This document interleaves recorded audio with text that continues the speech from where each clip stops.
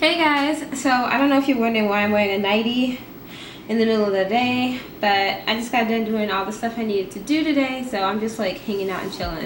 So the story I'm going to tell you all, it's a little embarrassing, and you're going to be like, really? I don't know, it was back in October. I was dropping off my friend downtown, and he was like, okay, so I'll be done in like an hour. So I went to the Starbucks and I hung out, and I did some online stuff, and I was kind of looking for like a little job, because like the winter time is like the slowest possible time to be doing hair and just kind of working for yourself in general. So yeah, I was at Starbucks hanging out, whatever. Those birds are so loud.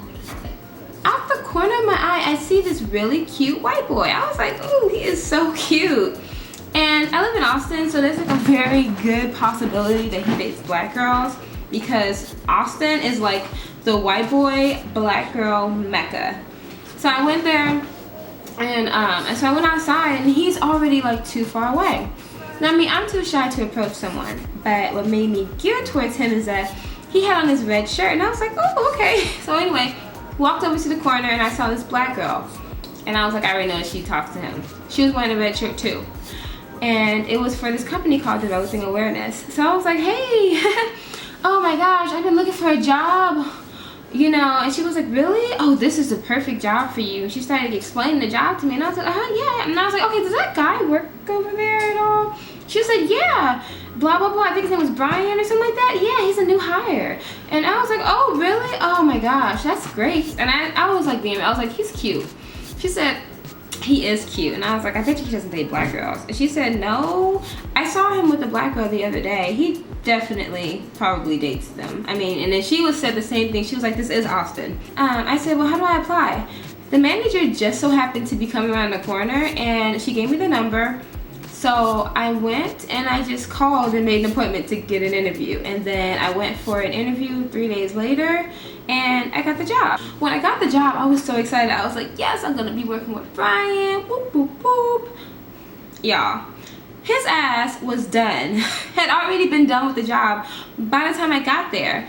So now I'm stuck at this job that I have really no idea what to do.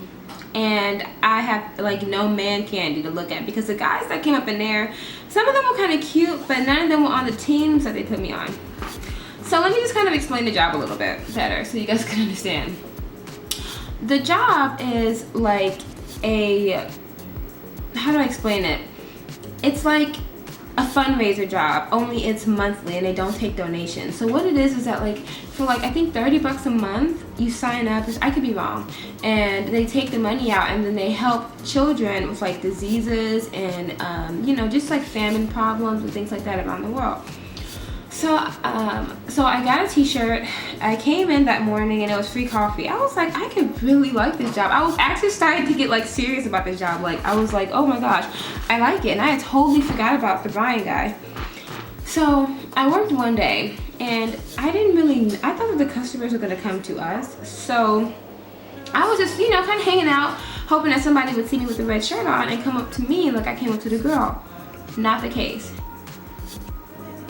People were dodging us left and right. People walked across the street so that they could avoid being bothered by us. And I totally forgot that I used to be one of those people that walk away from people that try to sell me shit. I totally forgot about that.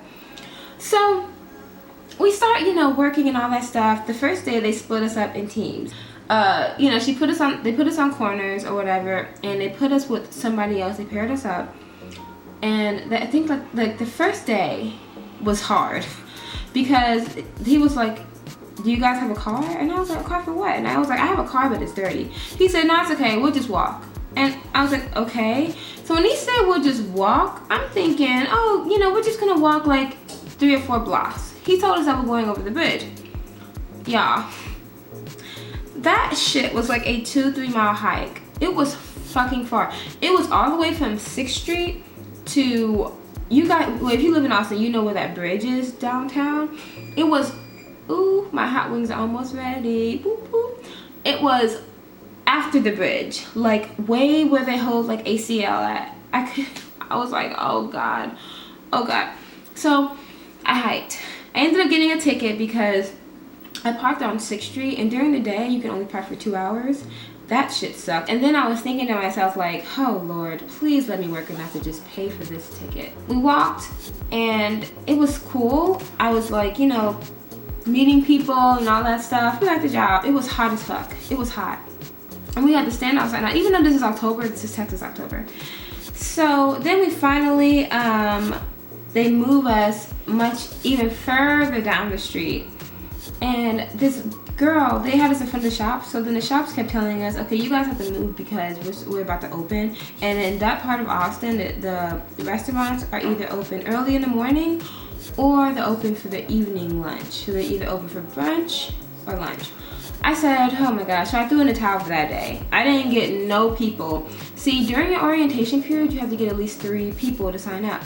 So the next day, I come in, and you know what, y'all, I really did not want to be there. I'm not gonna lie. And I was like, okay, I need a job. I need some extra cash this month. So they ended up putting me by myself. Now, I had a feeling that they were watching me, but I wasn't really sure, and I just really didn't care. I was like, let me at least just work these 3 days.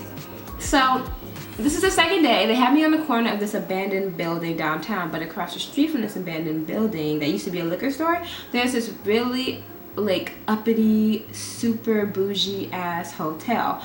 And right now the F1 races are going on.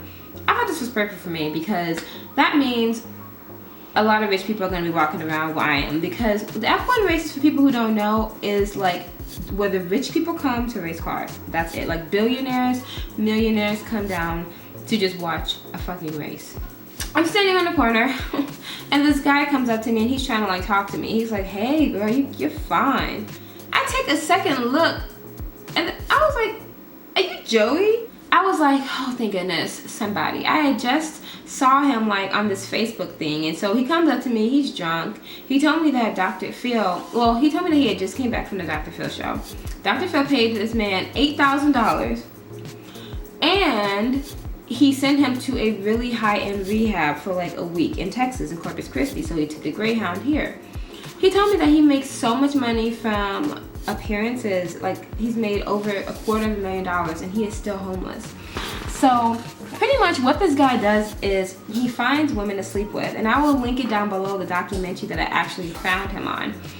And so I told him, I was like, you know what, I'm so bored. So I spent my entire work day with him.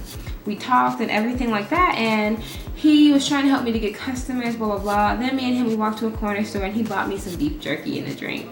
It was hilarious. That was during my lunchtime. So while I was at my lunchtime, one of my managers came up to me and she was like, so how are you liking the job? When she said that, I already knew I was done. I literally started putting my stuff down when she told me that. So she said, you know, and I told her, well, I didn't know that you have to actually go out and grab the customers. I thought they were going to just come up to me. So I'm kind of just learning, you know, feeding her some bullshit line. And I already knew she was going to fire me. So she was like, you know, I don't think that this is like working out. I think that, and I said, that's fine. And so she said, okay, well, you can just return your iPad and your shirt to the office. I said, oh, no, here, you take it. So I gave him my iPad, took off my shirt, and me and the homeless guy, we kept walking.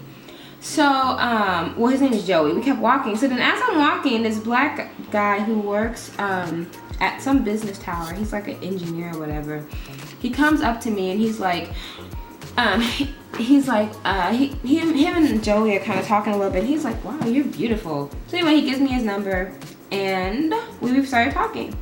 So there's my story, guys. I don't even know if it came full circle or not. I got the job because I was trying to get with a guy, and I lost it because a guy was trying to get with me. I don't even know. But anyway, I'll talk to you guys later. And more stories to come this week.